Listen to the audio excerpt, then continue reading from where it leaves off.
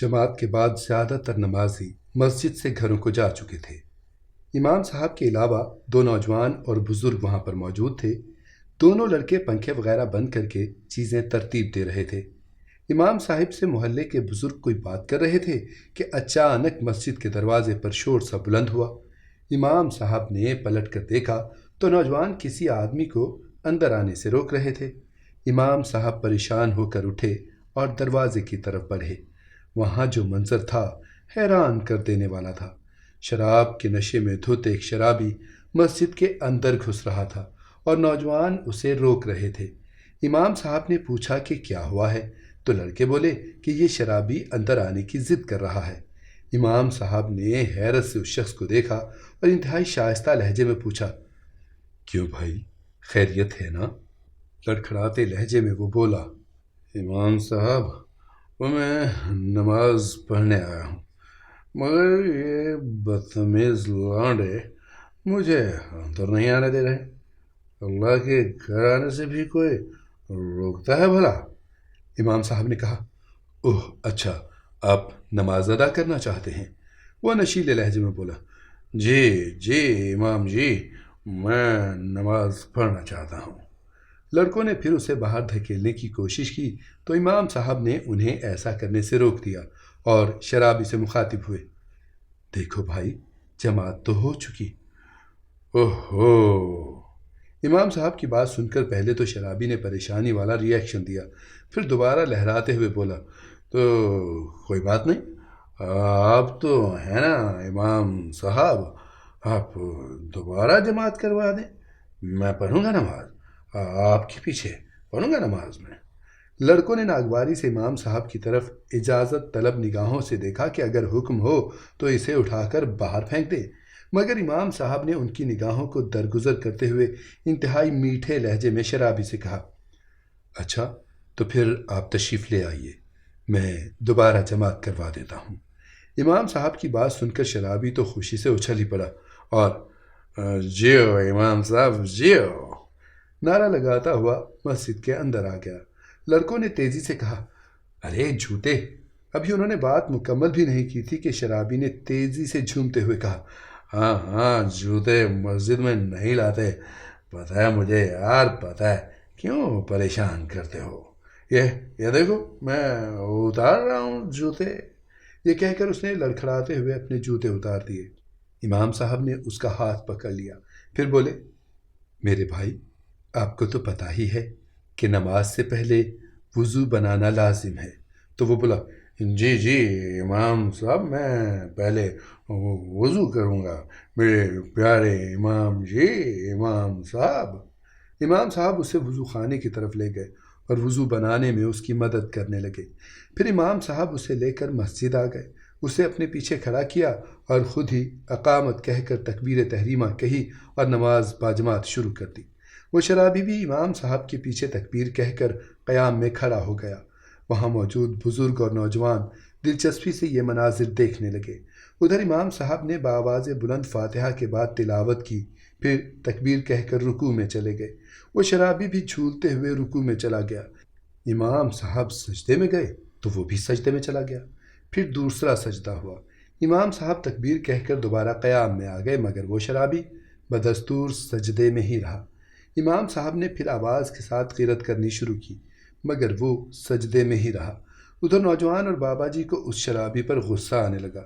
لڑکا بولا، شراب پی کے ٹن ہو گیا ہے، پتہ نہیں امام صاحب کیوں سے نماز پڑھا رہے ہیں۔ ادھر یہ باتیں ہو رہی تھیں اور ادھر امام صاحب نے سلام پھیر کر نماز مکمل کی، مگر وہ ہنوز سجدے میں ہی تھا۔ نماز ختم ہوئی تو لڑکے تیزی سے آگے بڑھے کہ اٹھاتے ہیں اس شرابی کو، مگر امام صاحب نے انہیں روک کر خود اس کو کندھے سے پکڑ کے کہا، اٹھو بھائی، نماز ہو گئی، مگر وہ ٹس سے مس نہ ہوا۔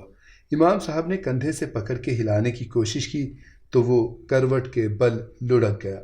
اب سب تشویش سے آگے بڑھ کر اسے ہلانے جلانے لگے، مگر اس نے حرکت نہ کی تو امام صاحب نے اس کے ناک کے سامنے ہاتھ کیا، مگر کچھ نہیں۔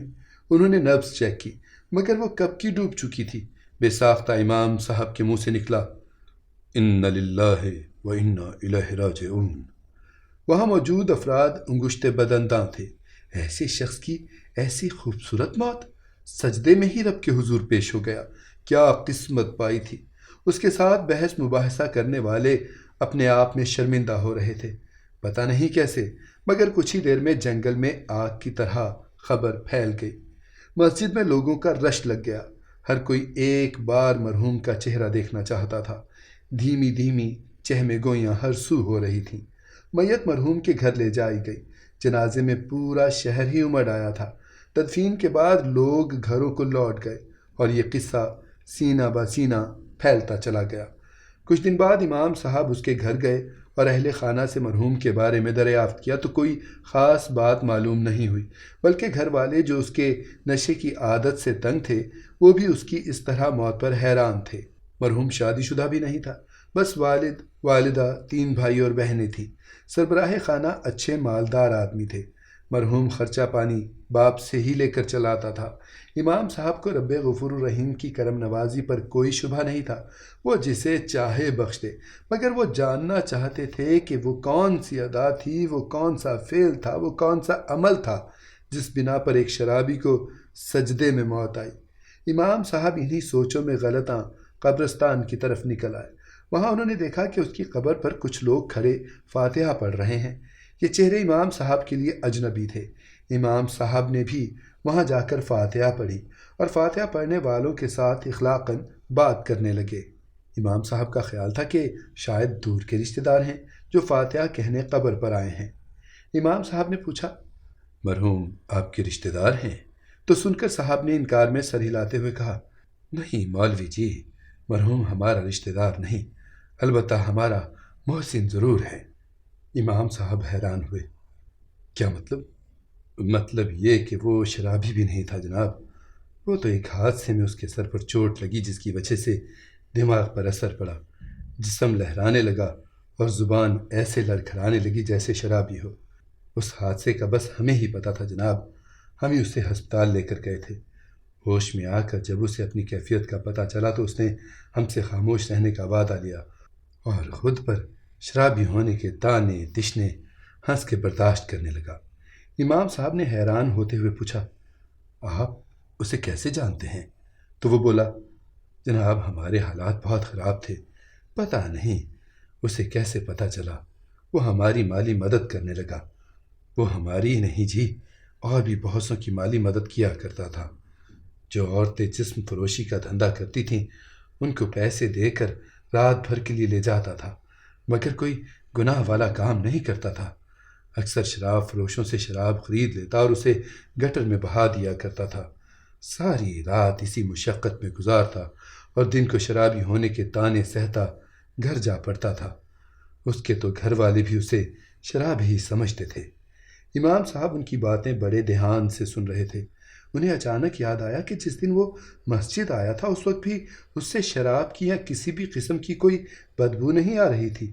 وہ مزید بولا، مولوی جی بس اس کی سب سے ایک ہی درخواست ہوتی تھی کہ میرے حق میں دعا کرو کہ مجھے سجدے میں موت آئے، اور دیکھ لیں رب نے اپنے نیک بندے کی دعا قبول فرما لی۔ اس شخص نے اپنی بات مکمل کی اور وہ لوگ سلام کر کے روانہ ہو گئے، جبکہ امام صاحب حیران پریشان مرحوم کی قبر کو دیکھ رہے تھے۔ انہیں مرنے والے پر رشک آ رہا تھا۔ وہ دل میں تہیہ کر چکے تھے کہ وہ مرحوم کے گھر جا کر اس کے بارے میں ان کی غلط فہمیاں ضرور دور کریں گے تاکہ اہل خانہ کے دل صاف ہو سکیں۔ انہی سوچوں میں منہمک امام صاحب ایک بار پھر مرحوم کے گھر کے دروازے پر دستک دے رہے تھے۔